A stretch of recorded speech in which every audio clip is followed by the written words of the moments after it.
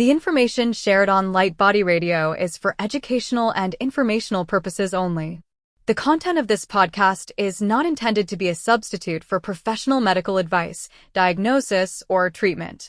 Always seek the advice of your physician, licensed healthcare provider, or qualified wellness practitioner with any questions you may have regarding a medical condition or health goal. Dr. Lara May, her guests, and affiliates do not claim to cure, prevent, or treat any condition and are not responsible for any actions taken based on the information shared in this podcast.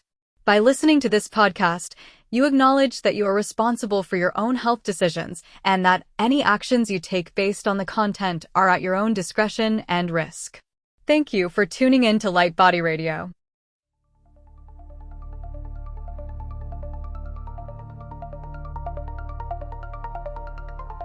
Welcome to Light Body Radio, where science meets soul and healing gets multidimensional.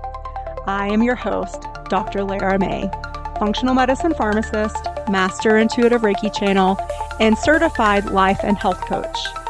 Here we decode root causes, transmute stuck energy, and empower your full spectrum healing journey, body, mind, and light body. This isn't just wellness, it's awakening, grounded in science, guided by spirit, and designed for your evolution. Let's rise and radiate. Welcome to the next level of you.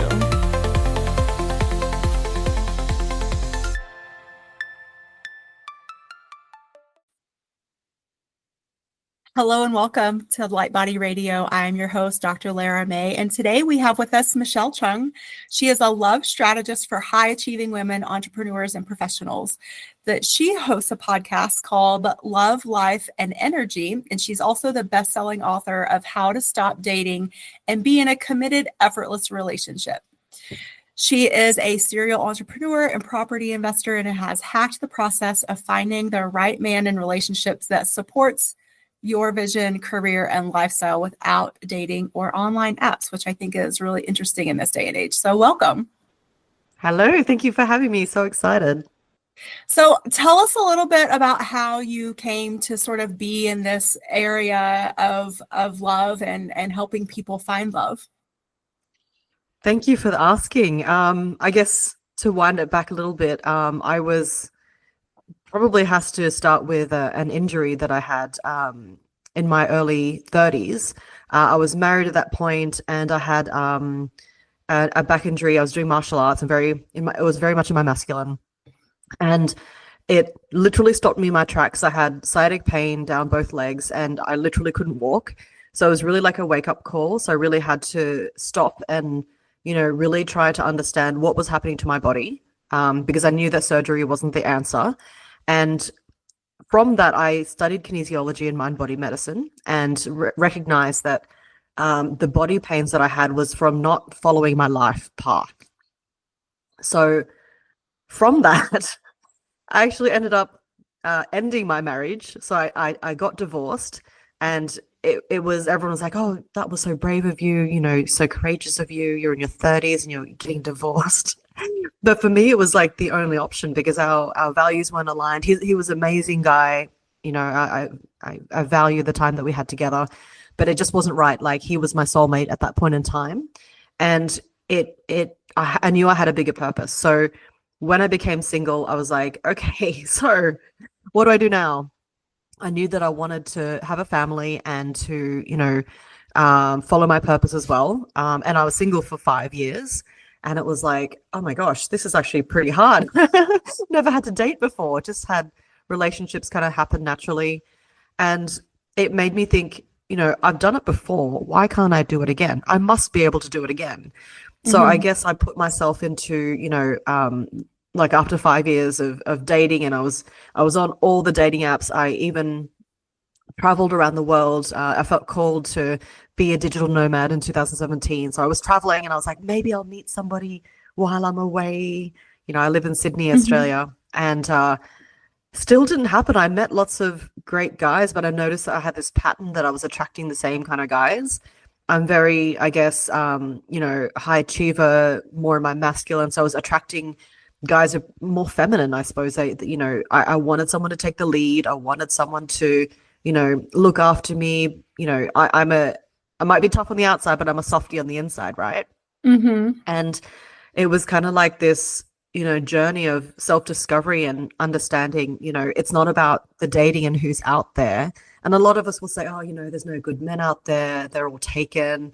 They're gay. Like all the best guys are gay because they totally understand you, right? But it's not so much about what's out there. It's more about what was happening inside me. And it was an opportunity for growth, for understanding and aligning to my feminine frequency. So that's what I teach women now, to help them align more to the internal world rather than the external pushing, forcing, trying to get dates, trying to meet men kind of energy, where it becomes more like when you're focusing more in the internal world, you're healing yourself as well, but also, creating a new pathway that wasn't available before. And I think that's really when your soulmate comes to you. I think also, I totally agree. And I think also too, it's just that path of self-discovery, of getting to know yourself. Yeah. And I mean, looking at the big picture, like how can we really expect to be in a successful relationship with another human being if we don't even know who we are, Yeah. I know that's like, I've been married for 10 years. It'll be 10 years this November. Congrats. Thank you. But I was before I met my husband, I was in a long-term relationship and it ended. And then I was single for about 3 or 4 years. And it was a great opportunity for me to really, again, like you said, like dive inward and figure out, like, what am I putting out that is attracting these relationships that they had lots of ups and they had a lot of love in them, but obviously they didn't last, and that was for a reason. And so, it's just really interesting that I think also too, like in the world of like the law of attraction, we don't really think about relationships in that way, but it totally is the same. Like, it doesn't matter if you're trying to like get a job or find abundance with money. The whole thing is all about what you put out is what you get back. So 100%. Yeah, it's I guess it's like this, evolution of humankind towards a consciousness that we haven't really tapped into before, or maybe we had back in those ancient Egyptian times or wherever those great civilizations were, right? And we've come into kind of like another loop where we're recognizing that, hey, money isn't making me happy. I have a great career, yet I've got no one to share it with, or maybe my marriage isn't where I want it to be. And we're getting to this point where you have everything, yet you're still not fulfilled and happy. And I think this could relate a lot in, the Western world, where, people have these amazing wealth and abundance, yet you'll see the happiest people in the world be maybe in, developing countries where they don't have that kind of level of wealth, yet they're still happy and they're still, enjoying life and they feel fulfilled. So what is that missing link, Yeah. It's less about the stuff. I mean, I think a lot of it in the Western world is definitely driven by marketing. Oh, have this thing and you'll be happy. Yeah. 100%. And driving us away from our inner selves. So it's really, I think, whether it's a friendship or a romantic relationship, I think all relationships are really great for helping sort of shine a light or like hold the mirror up to ourselves and sort of, have that element of self-discovery. 100%. Yeah, I think it's because when you exhaust all the options in the external world and you've tried everything, you've done all the apps like I did, speed dating doesn't even seem attractive. And, a lot of people are really over that kind of stuff. And those kind of events aren't really pulling in the crowds anymore. And then even agencies and matchmakers who you think, oh, they're like human recruitment. They'll be able to judge people better than I can, a better fit for me, just like you'd go for, a new job. You want somebody to kind of like filter out and have the right people brought to you, right? So, that level of thinking is kind of what gets us into trouble in the first place, isn't it? like that Yeah. constant external searching, and that's very much the masculine, and we've lived in that patriarchy for such a long time. So it's kind of like this coming back to the internal world or the feminine.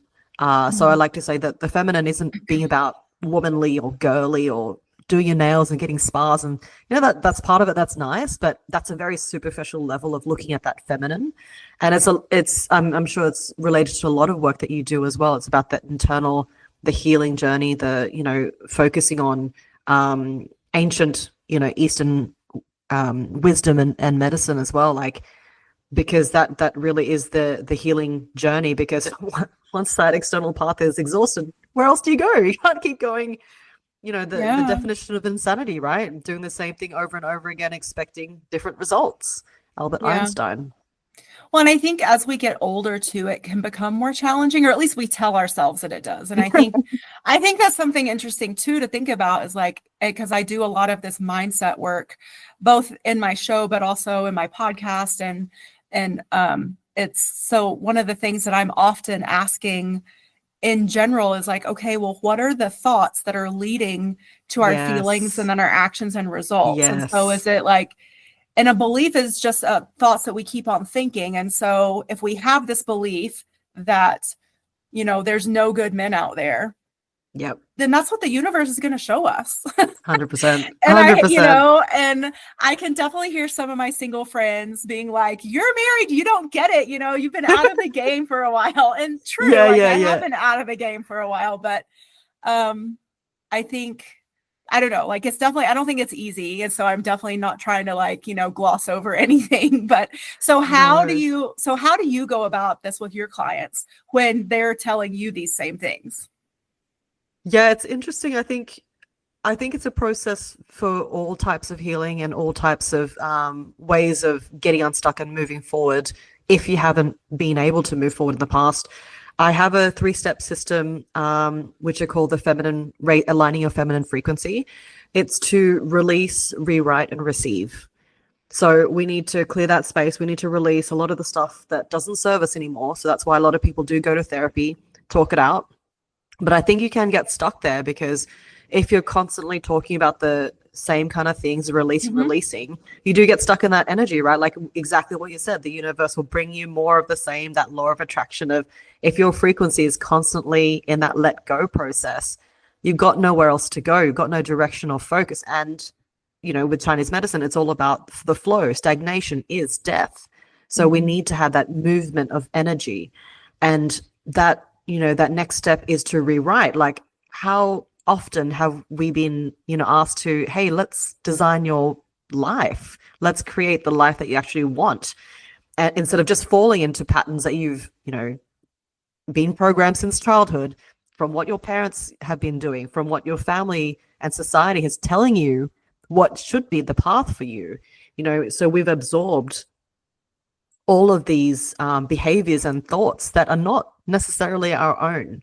So that next step is really that, that digging deep again and understanding, where does your path lie? And often it's to do with your work and your career and your soul purpose. And that's where our soulmate will come, because unless, I like to say, some people just want to have a companion relationship where they just want to, hang out, kill time, have a warm body for winter. I'm not saying it's bad. And, I've been through those kind of relationships as well, and they're amazing. But I think we come to a path, and I think a lot of women go through it, where you want to grow, you want to understand what's the bigger picture, and that's that consciousness. And then the third step. Yeah, keep going. Sorry. Yeah, sorry, no worries. Well, the third step is really to receive. That's the feminine energy, isn't it? So we become open. Vulnerability is your superpower. It becomes that authentic receiving part of, I guess, the work that you put out there, the energy that you put out there. But it's also to, at that last point, to combine the masculine and feminine, to take the intuitive action, align to what you're actually truly, authentically meant for, instead of taking action based on, I'm lonely, I want, I want to be with somebody, I want to share my life with someone, which are all completely valid, but they're having you take actions from a different place. Yeah, I think just even examining, like, when we say these things, like really getting clear on what does that look like? Because we might say, yes, I want a companion, or yes, I want someone to grow with. But what does that mean to you? What does that look like? Yeah. Getting specific about what will it look like when you have achieved it. So sort of that like manifesting from, from the reverse end of things, if you think about it, like, Yes. and Reverse engineer. because I think that also helps us know when it's not it. I mean, Yes. we always have a gut instinct for sure. And I always say, like, definitely like listen to your gut, follow your intuition. But there's sometimes where it cannot be so clear, like, especially if we're in love but we're in love with someone that might not be that recipe for duration and distance, so to speak, that Mm. longevity. Mm. Because is your partner also willing and looking forward to growing with you as well? And Yeah. that's what popped into my head earlier when I was about to jump in. I had to catch myself. um, Yeah. Yeah.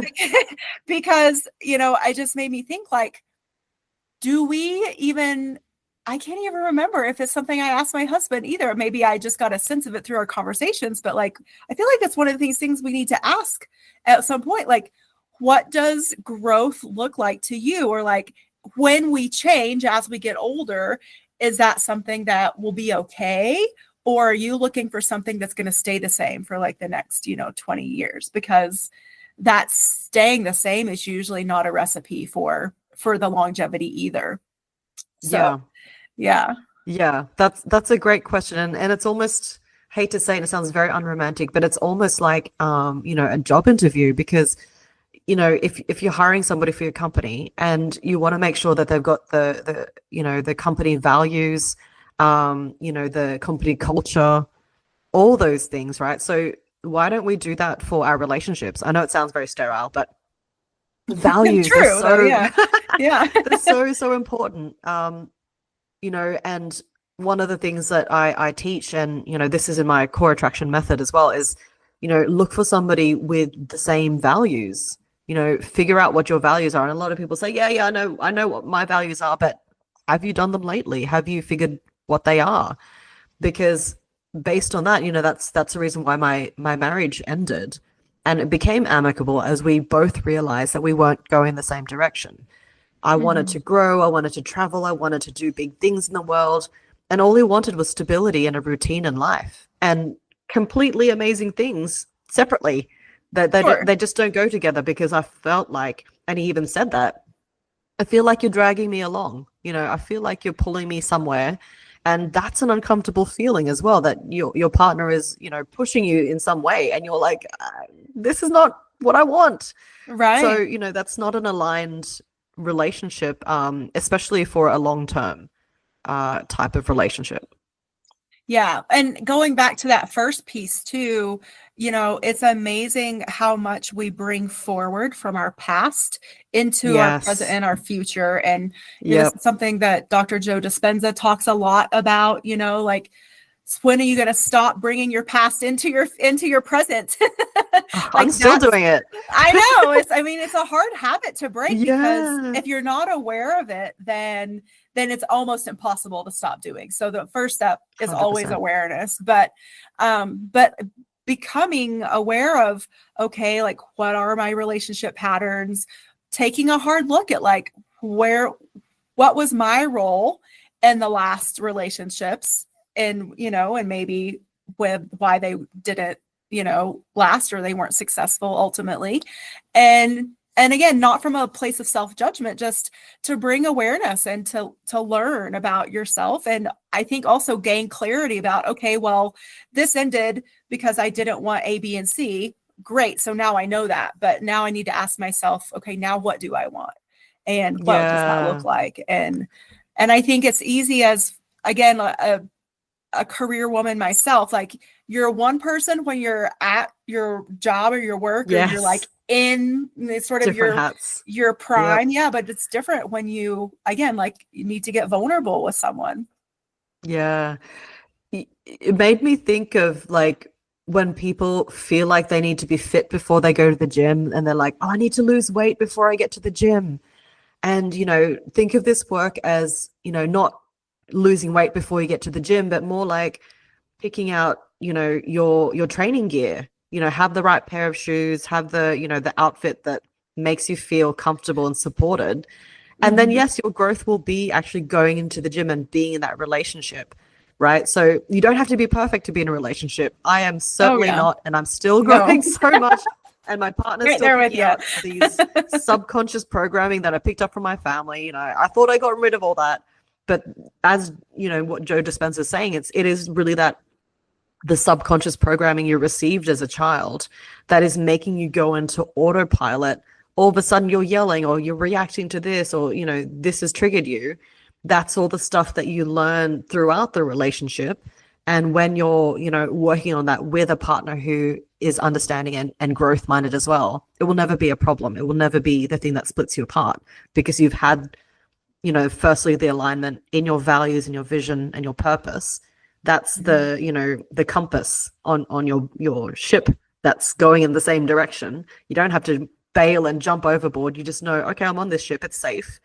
I know that he's going to stick around. It's not going to be a sudden he's going to leave me, or that's stuff that we can talk about, So, I think it's just the idea that a lot of this work has to be, perfect. And if you're someone who's a bit of a perfectionist like me, it's you get what you want or the lesson that you need to learn.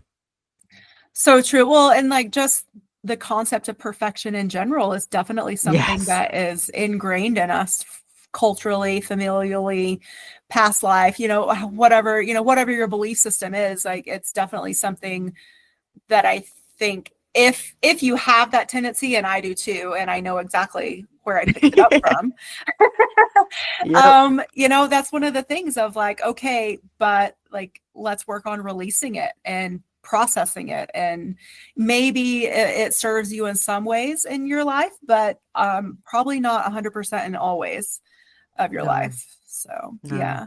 I like to say perfection is a euphemism for procrastination, because that end is never in sight. It's a horizon that you can never reach. And the more you procrastinate, the more it's like, well, just get on with it. That's the masculine action that you need to take. But then in the, in the direction that's aligned with you is important. Yeah. And what you said too about therapy, there's many, many different kinds of therapy these days. Thank goodness it's not just all the classic talk therapy that we all think of.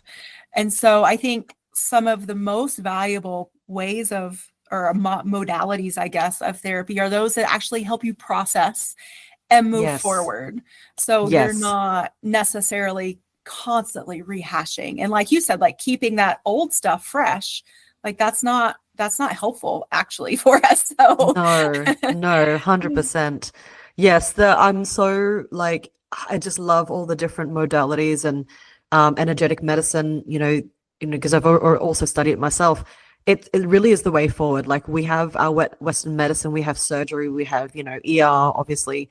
And that's gotten to us to a certain point. But if you think about ancient civilizations, did they have all that as well? Yet they've been so successful in, building pyramids, and, they knew about the body systems and the energetic chakra and meridians. And it's like, how were they able to know this? We have microscopes and we still can't see this stuff, right? So there's this level of genius that was, available long before our logical thinking brains. We thought that that's the only thing that will get us through, right? But there's that depth of genius that's downloaded from a different place, and that's the spiritual world. And that's important to focus on now that we understand it. Do you help your clients sort of get back in touch with that aspect of themselves? Is that part of the process too, that I'm sure it inevitably comes up? Yeah, 100%. That's the receiving process. It's almost like, learning how to get those downloads of intuition again, because that is the feminine, it's not about like, I need to, yes, to a point where it's almost like the career. It's like, okay, so I don't like law, and I don't think I'll be a good, accountant. Okay, what's left? And that's a logical selection process.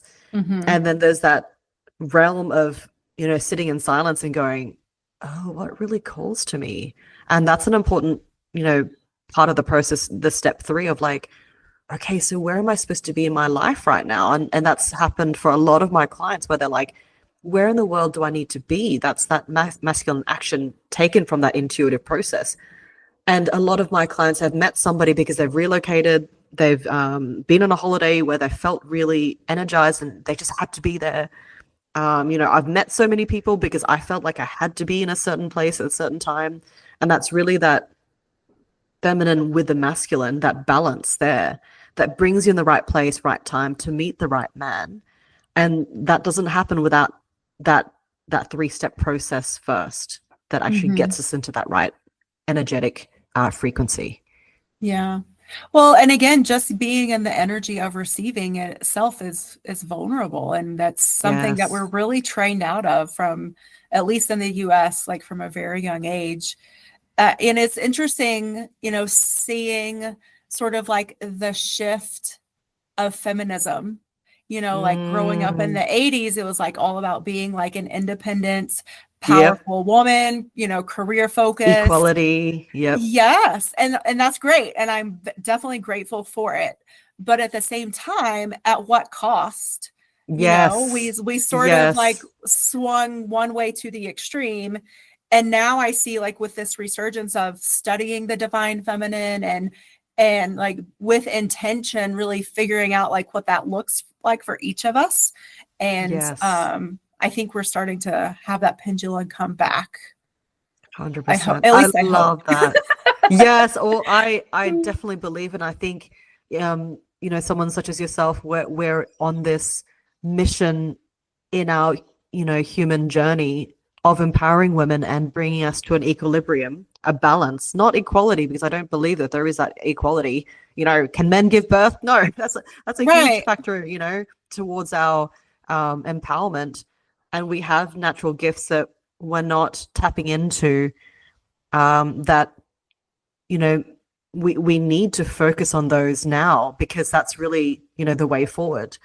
And there was something that you said, I totally forgot, but definitely that movement towards the internal world. And there was a quote, I think, from James Allen, who wrote, as a man thinketh, the internal world is far greater than the external world. So there's so much more to discover and explore if we took the time to value it and give it some, time and space.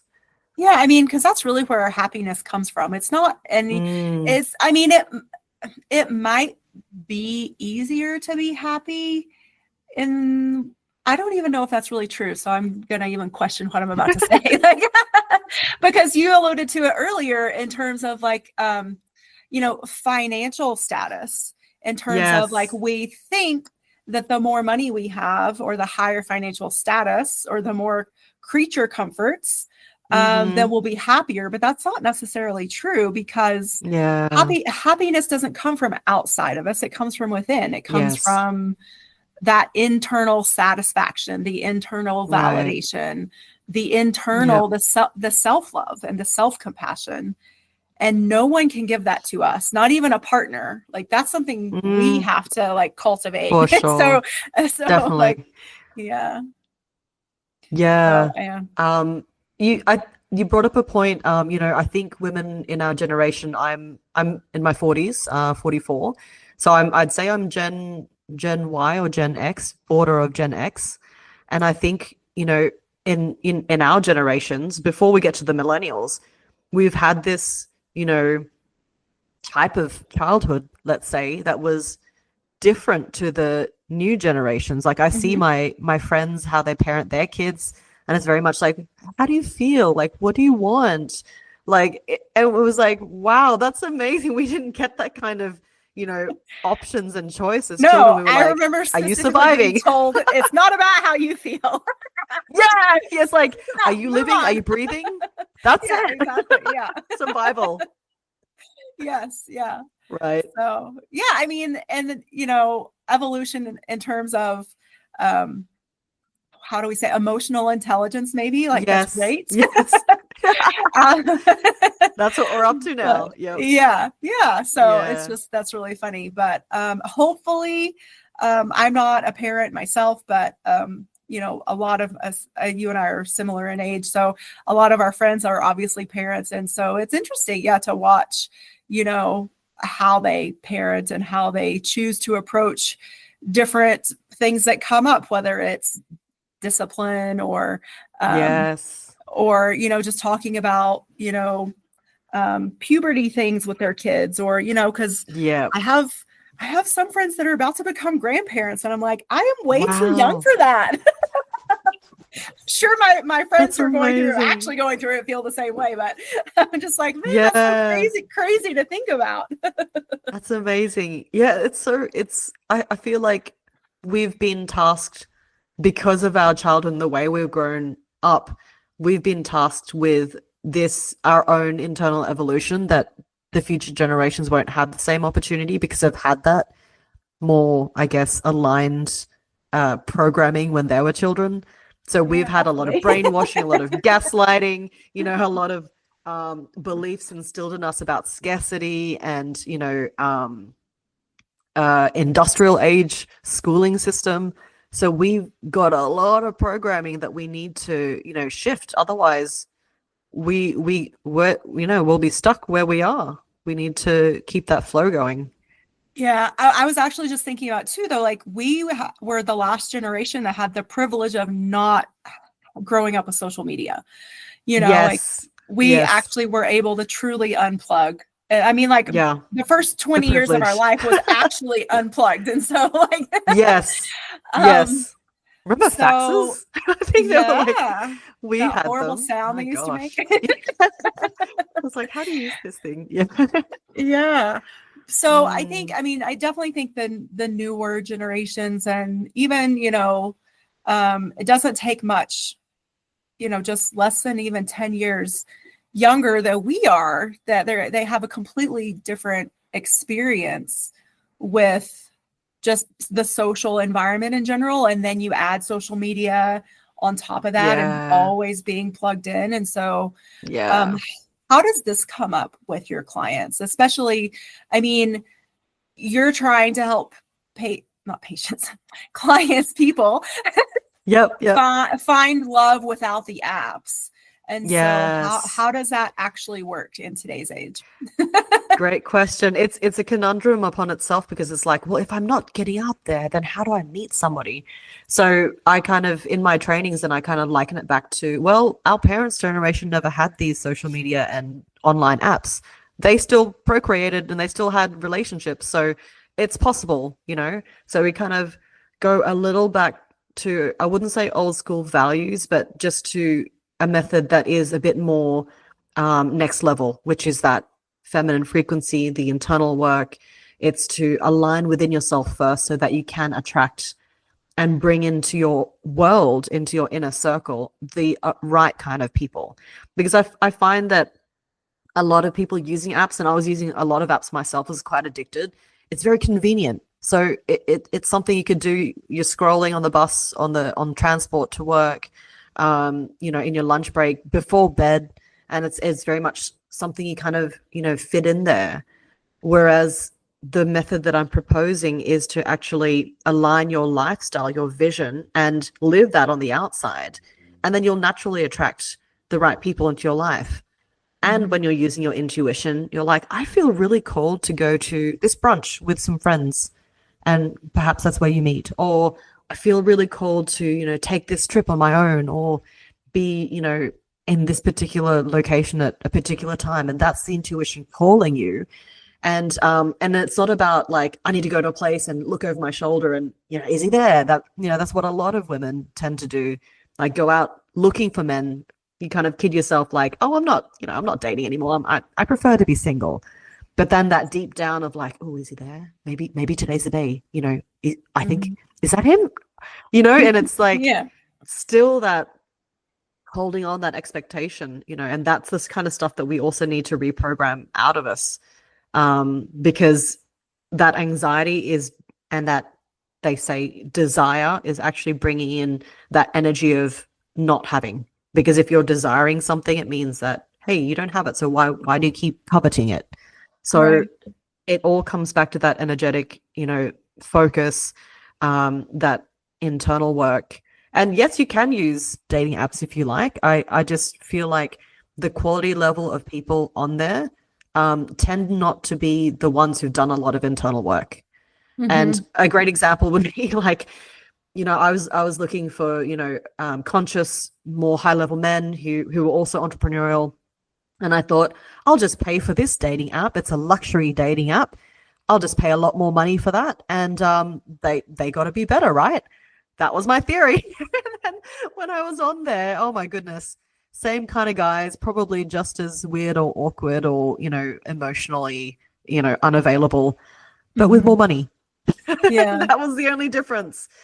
Right. So it's not necessarily my recommended way. Yes, people do find partners and stuff, but I believe if you're more on a journey as a woman who's looking to be in the empowered state, then you need to kind of do things a different way. And that's also, Albert Einstein, the same level of thinking that got you there is not going to give you the solution either. Right, exactly. But I love that too, in terms of like focus on creating community around yourself. So like going out Yes. to different events. Because if you think about like how was it done before we had all of this technology, Yeah. that's how Yep. they did it. Like whether it Yep. was church or, like book clubs or dances or parties Yes. or bowling or, whatever That's it how I was. Like met my partner. they were out and about, like being actually social and intermingling. Yes, exactly. It is being out, but not for the sake of trying to meet men. Like, let's go out with the girlfriends, Right. grab some drinks, and you know, put on our best outfits and go to a bar. Very different to say, when I was, in my journey, I felt really called to start a book club. Exactly what you said. Like my core values were personal growth and spirituality. So my book club was called Personal Growth and Spirituality Book Club. And it was a concept where, that brought in many like-minded people. I can't tell you how many people came up to me afterwards saying, "Are you the founder of that book club? I met my partner from your group." Oh, cool. And it just brought in the most amazing, love stories, but friendships and people who are aligned at the core value level. And that's when my partner came. I actually had COVID, and he came, and my friend said, "Hey, this guy's come." And when I did meet him eventually, I was like, he's the one. After all the manifestation work that I'd done, visualizations and all the good stuff, I knew he was the one. Nice. Well, tell people where they can find you. Thank you. I'm on Instagram at Michelle Chung Coach. I also have a free training called 3 Steps to Meet Your Ideal Partner Without Dating. So I give away some of my secrets on that training. So it's free to register, and everyone can definitely join in. Beautiful, beautiful. And is there anything else? I mean, like, I'm sure we could talk all day about a lot of these I different know. aspects. So but is there Yes. anything that maybe we haven't touched on that you want to bring light or awareness to? I think we have definitely gone over it, but I feel like, for women who are looking for that equivalent in you, who is someone who is moving towards consciousness and who is moving towards growth, and you're not currently seeing it, the eyes lie, and that illusion of reality can get you feeling in despair and frustration. So just know that your soulmate is out there. He's also seeking you. He's also on his path of growth, and it will just be timing and synchronicity that you're able to meet. So don't lose hope and despair. He is out there. He exists for you. And it's just a matter of, that process of that internal world and the journey. Yeah. And it can be fun. So it's not like we might call it self-work, but I think it's Yes. fun.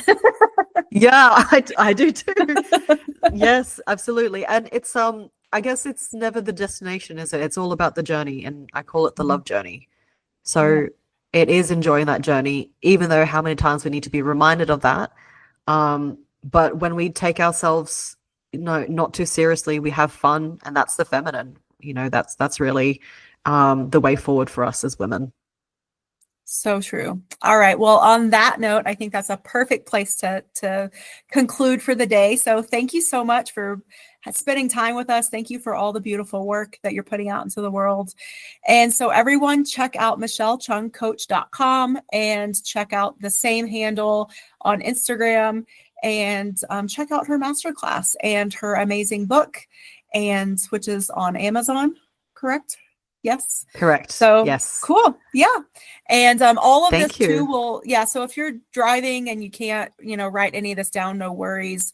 It'll all live on the show notes page at drlaramay.com/podcast, and just look for the one that's labeled Michelle Chung. So until next time, everyone, thank you. Thank you for joining me on Light Body Radio, where functional medicine meets intuitive healing and transformation happens on every level.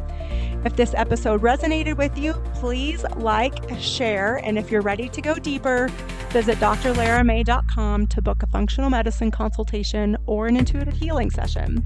Whether you need to rebalance your body, clear your energetic blocks, or reconnect with your soul's purpose, I've got you. You can also follow me on Instagram or TikTok at Dr. Lara May for daily inspiration, energy updates, and healing tools.